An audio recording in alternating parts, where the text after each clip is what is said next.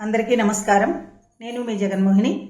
Telugu సౌరభాలు channel ద్వారా సహజ పండితుడైన బమ్మెర పోతనామాచ్యునిచే రచించబడినటువంటి శ్రీమద్ ఆంధ్ర మహాభాగవతం అష్టమ స్కంధం గజేంద్ర మోక్ష కథాంశంలో 11వ విభాగానికి ప్రతి ఒక్కరికి పేరు పేరున స్వాగతం పలుకుతూ 10వ విభాగంలో గజేంద్రుడు ఆ పరమేశ్వరుణ్ణి స్తోత్రం చేస్తున్న విధానాన్ని మనం కొంతవరకు తెలుసుకున్నాం. మరికొంత కథాంశాన్ని ఈ విభాగంలో మనం తెలుసుకుందాం. గజేంద్రుడు ప్రాణ రక్షణ కోసం ఆ శ్రీ మహావిష్ణువుని ధ్యానిస్తూనే ఉన్నాడట. ఇంకా ఎలా ధ్యానిస్తున్నాడు? ముక్త సంగులైన మునులు దిదృక్షులు సర్వభూతహితులు సాధు చిత్తులు అసదృశవ్రతాక్షులై కొల్తురెవ్వని దివ్య పదము వాడు దిక్కు నాకు అంటోందట. అంటే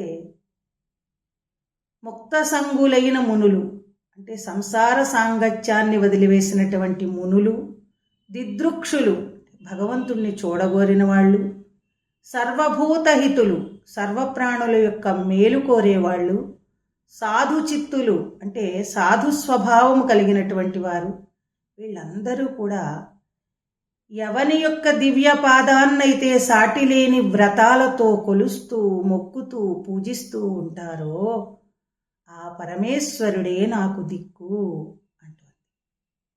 ఇంకా ఏమంటుందట? కలడందురు దీనులయడ కలడందురు పరమయోగి గణముల పాలన్ గలడందురన్ని దిశలను కలడు కలండనెడువాడు కలడో లేడో అంటోందట. భయం కలిగినప్పుడు అలాగే అనిపిస్తుంది. మనకు కూడా ఏదైనా బాధ వచ్చినప్పుడు, ప్రాణం మీదకి వచ్చినప్పుడు అసలు దేవుడు అనేవాడు ఉన్నాడా, ఉంటే ఇన్ని కష్టాలు పెడతాడా మన్ని అనుకుంటాం కదా. అలాగే గజేంద్రుడు కూడా అనుకుంటున్నాడనమాట. భగవంతుడు దీనజన బాంధవుడు అంటారు, దీనుల యందు ఉన్నాడు అంటారు. దీనులు అంటే దరిద్రులు, పేదవాళ్ళు, అనాథలు, వీళ్ళందరూ. అన్ని దిక్కులా ఉన్నాడంటారు. యోగీశ్వరుల సమూహాల దగ్గర ఉంటాడు అంటారు. మరి అలా ఉంటాడు అనేటటువంటి ఆ పరమేశ్వరుడు అసలు ఉన్నాడో లేడో, కలడు కలండనెడు వాడు కలడో లేడో అని అనుకుంటూ తన మనస్సులో ఆ భగవంతుణ్ణి పరిపూర్ణంగా నింపుకుని అలా ప్రార్థిస్తూనే ఉన్నదట. లావొక్కింతయులేదు ధైర్యము విలోలంబయ్యే ప్రాణంబులుంఠావుల్దప్పెను మూర్ఛ వచ్చే ధనువుండస్యన్ శ్రమం వయ్యడిన్ నీవే తప్పని తప్పరంబెరుగా మన్నింపందగుందీను నిన్ రావే ఈశ్వర కావవే వరద సంరక్షింపు భద్రాత్మక అని వేడుకుంటోందట. ఓ పరమేశ్వర, లావొక్కింతయు లేదు, కొంచెం కూడా బలం లేదయ్యా. ధైర్యము విలోలంబయ్యే, ధైర్యమంతా కూడా చెలించిపోయింది. ధైర్యం లేదు, కూడగట్టుకోలేకపోతున్నాను ధైర్యాన్ని. ప్రాణంబులుంఠావుల్దప్పెను మూర్ఛ వచ్చే, ప్రాణాలన్నీ కూడా కుదుళ్ళు తప్పుతున్నాయి, అంటే వశం తప్పిపోతున్నాయి, మూర్ఛ కలుగుతోంది. తను ఉండస్యన్, శరీరం ఆకృషించిపోయింది. శ్రమం బయ్యడిన్, ఇంకా పోరాడలేకపోతున్నానయ్యా, శ్రమ కలుగుతోంది, ఇంకా నా వశం అవ్వట్లేదు. నీవే తప్పని తప్పరంబెరుగా, నిన్ను తప్ప వేరెవ్వరిని ఎరుగనయ్యా. మన్నింపందగుందీను నిన్, నేను చేసిన పొరపాట్లు ఏమైనా ఉంటే నన్ను మన్నించు, క్షమించు.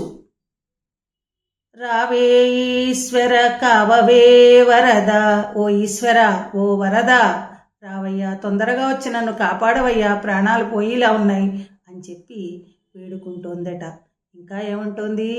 వినుదట జీవుల మాటలు చనుదట చనరాని చోట్ల శరణార్థుల కోయనుదట పిలిచిన సర్వముగనుదట సందేహమయ్య గరుణావార్ధి అంటోందట. వార్ధి అంటే సముద్రం. కరుణావార్తి అంటే సముద్రమంత దయ కలిగినవాడా, నీ దయ సముద్రమంత ఉంటుందట కదా. వినుదట జీవుల మాటలు, ప్రతి జీవి మాట్లాడే మాటను నువ్వు వింటావుట. చనుదట చనరాని చోట్ల, వెళ్ళలేని ప్రదేశాలకు కూడా నువ్వు వెళ్తావుట. అంటే నువ్వు లేని ప్రదేశమే లేదు అని దాని అర్థం. నిన్ను శరణని చెప్పి కో అని పిలిస్తే ఓ అంటూ పలుకుతావట. సర్వము గనుదట అంటే ప్రతి విషయాన్ని చూస్తావట. అణువు నుంచి బ్రహ్మాండం దాకా నువ్వు చూడలేనిది, నువ్వు వినలేనిది ఏదీ లేదు కదయ్యా. మరి నా మొర నీకు వినిపించట్లేదా? రావయ్యా, రక్షించవయ్యా ఓ పరమేశ్వర అని ఆకాశం వైపు చూస్తూ ఆ గజేంద్రుడు ఆ శ్రీ మహావిష్ణువుని ధ్యానిస్తూ ఉన్నదట.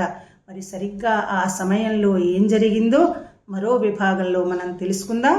ఈ వీడియో కనుక మీకు నచ్చినట్టయితే లైక్ చేయండి, షేర్ చేయండి, సబ్స్క్రైబ్ చేయండి. మరో మంచి వీడియోతో మళ్ళీ కలుసుకుందాం. చిన్నారులందరూ కూడా ఈ పద్యాలు చక్కగా నేర్చుకుంటారని నేను ఆశిస్తూ నేను ఈ వీడియోలన్నీ చేస్తున్నాను. పిల్లలందరికీ కూడా ఈ భాగవత పద్యాలు చక్కగా నేర్పించండి. మరో విభాగంలో మరికొన్ని పద్యాలతో మళ్ళీ కలుసుకుందాం. అంతవరకు ధన్యవాదాలు.